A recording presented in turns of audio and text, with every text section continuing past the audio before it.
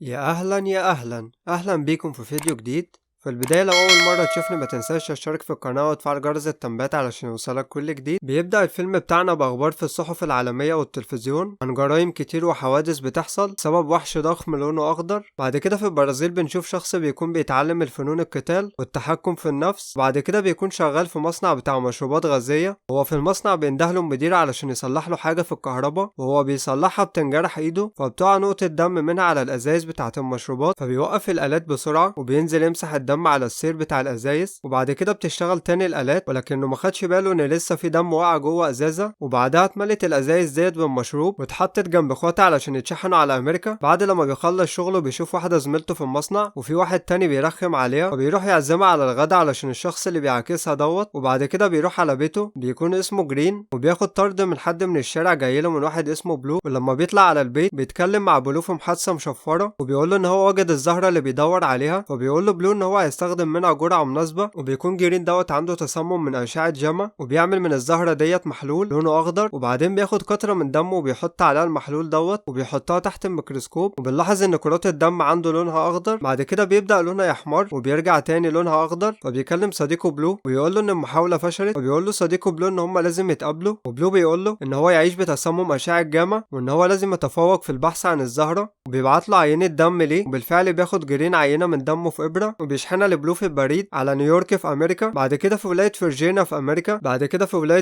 في امريكا جنرال من الجيش بيجيله خبر عن تسمم واحد باشعه جاما بعد لما شرب ازازه المشروب الغازي اللي تم تعبئتها في البرازيل. ولما بيعرف كده وبيعرف اسم المصنع هو نفس المصنع اللي شغال في جرين، بيؤمر رجالته بان هم يدوروا على شاب ابيض في المصنع دوت اللي هو جرين يعني، بس مش يبهدلوه يعني. وبالفعل يتم تجهيز الطياره على مقاتلين امريكيين منهم واحد اسمه بلونسيكي، وبيقول له الضابط ان الهدف بتاعه هرب من الولايات المتحده ومعاه معلومات عسكريه خطيره، وان هو لازم يخدره ويرجع امريكا عايش. والذخيره الحيه اللي معاهم مش للاستخدام اللي عند الضروره، ولكنه لازم يتخدر ويرجع عايش. بعد كده بنشوف جرين بيتكلم مع بلو وبيقول له بلو ان اختبارات الدم بتاعته نسبه اشعه جاما فيها بتنخفض وان هو هيتعالج ولكن هيحتاج معلومات اكتر. فبيقول له جرين ان المعلومات اللي هيحتاجها ديت في الوطن في امريكا يعني في الوقت دوت بتوصل القوات الامريكيه، وبيدخلوا كاميرا صغيره من تحت الباب، ولكن الكلب بيمسك الكاميرا ومش بيشوفوا حاجه فبينفجر الباب ويدخلوا. ولكن بيكون جرين هرب، وبيبداوا يدوروا عليه في المبنى لحد لما بيلاقوه تحت ويفضلوا يطاردوه في شوارع البرازيل. وبيكون بيجري بسرعه ومعاه جهاز بيقيس ضربات قلبه كل شويه يبص فيه. وكمان في المطارده بيتخانق مع شويه بلطجيه من بتوع البرازيل دول وبيدخل يستخبى منهم في المصنع. وكمان علشان يرتاح وضربات قلبه تتظبط القوات الامريكيه بتكون عرفت مكانه في المصنع، ولما بيدخلوا بيكون البلطجيه محاوطينه وبيضربوه، وهو بيحذرهم ان هو ما ينفعش يغضب علشان لو غضب هيحصل حاجه خطيره جدا ومش هيعرف يتحكم في نفسه. وبيفضلوا يضربوا فيه والقوات الامريكيه بتضرب عليه الحقن المخدر، ولكن بيكون ضربات قلبه وصلت ل 200 وبيتحول لوحش اخضر غاضب جدا اللي هو هالك. والقوات الامريكيه بتضرب عليه ذخيره كامله من الحقن المخدر ولكنها مش بتاثر فيه، وبيفضل غضبان وبيضرب فيهم وبيدمر في المصنع. وبيفضلوا يضربوا فيه وكمان بيحدفوا عليه قنابل، ولكنه بيغضب اكتر وبيرمي عليهم شاحنه عملاقه. بعد كده بنشوف بونسكي يتكلم مع الجنرال المسؤول عن العمليه عن اول مره في حياته يشوف حاجه زي كده. وبنعرف ان جرين اسمه الحقيقي دكتور بروس، وهو عالم وكان شغال مع القوات الامريكيه في مشروع لتطوير سلاح المشاة في الجيش الامريكي، وكان اسم المشروع الجند الخارق وعمله مصر. ولكن بانر حب يجربه بنفسه وحصل اللي حصل واللي شفناه، وبقى كل لما يغضب يتحول لهالك. بعد كده بنشوف جرين بيصحى بيلاقي نفسه من غير هدوم تقريبا وفي مكان في الغابه، ولكن بيلاقي حد بيساعده ويوصله للمكسيك. وهناك جرين بينام في الشارع وبيشحت، وبعدين بيشتري هدوم وبيروح على امريكا وبيروح على الجامعه اللي هناك، وبيفضل يراقب واحده اسمها الدكتوره ايزابيل،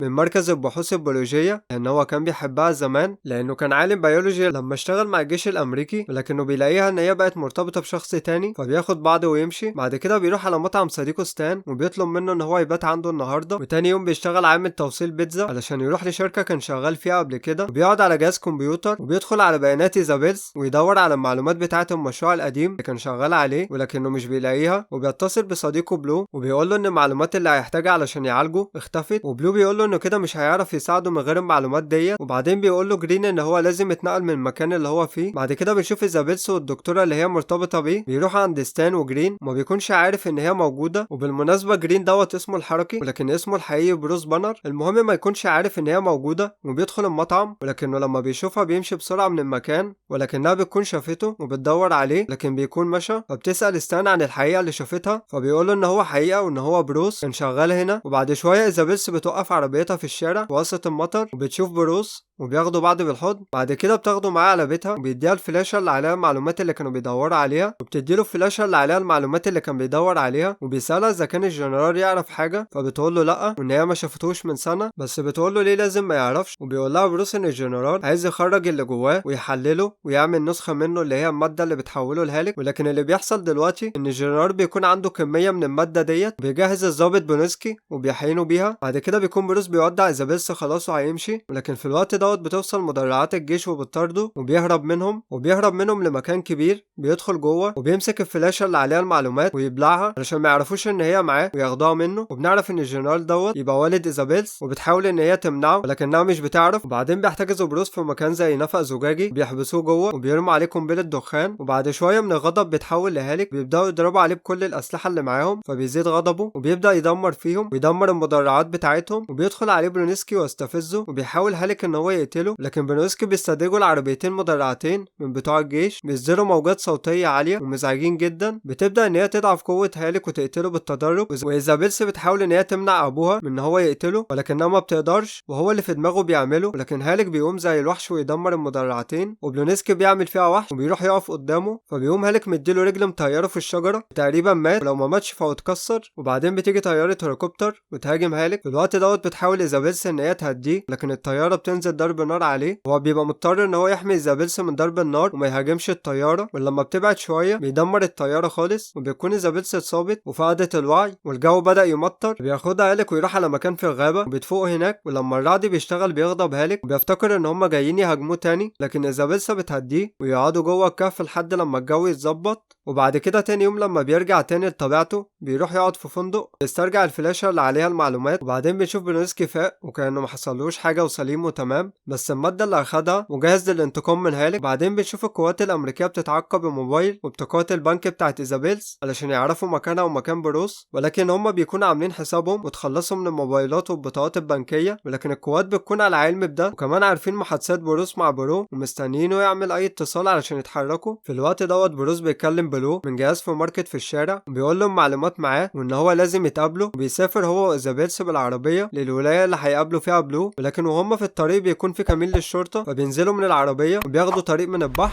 وبيوصلوا للجامعه اللي شغال فيها الدكتور ستيرنز دكتور بيولوجي. وبيكون هو والسيد بلو بيتكلموا مع بعض عن العلاج وبيقول له ان هو لو العلاج بنسبه كبيره او صغيره ممكن يموت، لكن بروس بيصر ان هو يتعالج وفعلا بيحطوه على الجهاز وبيبدا يعالجه، لكن لازم الاول يخليه يتحول لهالك. بيحوله لهالك عن طريق صدمات كهرباء بيبدا يتعصب ويغضب. فايزابيلت بتهديه لحد لما ياخد الحقنه بتاعه الترياق وبينجح فعلا وما بيموتش. وبيرجع بروس تاني وبيشرح له ستيرنز ان مرضه باشعه جاما هو اللي خلاه ما يموتش خلال العمليه بسبب ان هو امتص الطاقه وبعد كده خلاها تتلاشى. وبيقول له ان هم دلوقتي ممكن يكونوا عالجوه للابد او لفتره قصيره. وفي وسط الكلام بيقول له ان هو عمل تجارب قبل كده فبيستغرب بروس تجارب ايه. فبياخده ستيرنز ويوري له كميه الدم الكبيره جدا اللي عملها من الدم اللي بروس بعته له، وبيقول له ان تقنيات الاشعه جاما اللي موجوده في دمه لها تطبيقات كتير جدا وممكن يستخدموها في علاج الناس وممكن ياخدوا جائزه نوبل بسبب الاكتشاف لكن بروس بيقول له ان هم لازم يدمروا كل ده علشان الجنرال عايز يستخدمه ويصنع بيه سلاح خطير جدا. في الوقت بتكون قوات الجيش عرفت مكانهم ومحاصرينهم وصابوا بروس بمخدر. وبلونسكي بيوصل بسرعه لبروس علشان فكره هيتحول لهالك، ساعتها بيتقاتل معاه ولكنه ما بيحصلش الكلام والجيش بياخد بروس بتساله عن امكانيه صنع هالك جديد وبيقول ان هو محتاج وقت علشان يعمل كده، ولكن بلونسكي بيضربها بالمخدر وبيقول لستيرنز ان هو عايز الشيء اللي اخرجه من بروس علشان يبقى هو هالك. وبيقول لستيرنز ان اصلا في جسمه ماده شبهها اللي هي الماده اللي حقنوا بيها الجنرال. بيقول له ان المزيج بين المادتين دول ممكن يعمل حاجه مرعبه ومتوحشه جدا، ولكن بروسنكي مش بيهمه الكلام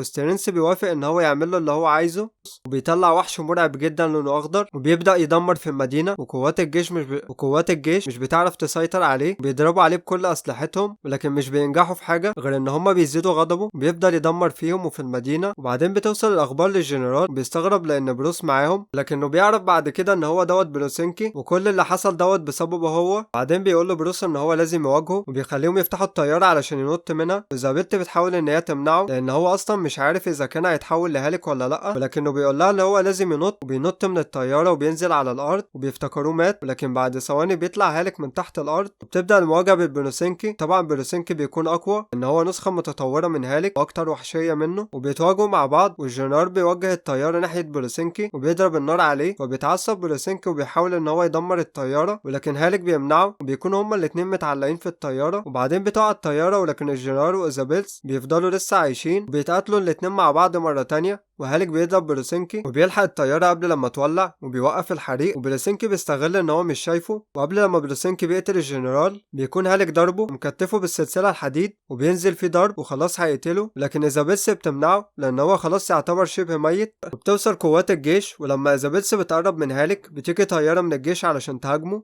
ولكنه بيهرب بسرعة من المكان. بعد فترة بنشوف بروس عايش في الريف البريطاني حياته الطبيعية جدا، وقاعد بيتأمل كمان، وبيكون بقاله 31 يوم ما تحولش لهالك. وبنشوف بعدها الجنرال وبيدخل عليه بقى مين؟ توني ستارك. بيقول له ان هو كان عنده اعتقاد دايما ان مشروع الجندي الخارق مش فاشل، وان الالات هي الاحسن الالات اللي بتصنعها شركته. طبعا المهم توني بيقول للجنرال ان هو لازم دلوقتي يبقى في تعاون بينهم، وبيخلص الفيلم على كده. اشترك في القناة وتفعل جرس التنبيهات علشان يوصلك كل جديد. تابع صفحة الفيسبوك واعمل لي فولو على الانستجرام. كان معاكم محمد ابراهيم من قناة اسرع فيلم. انتظر رأيكم في التعليقات. مع السلامة.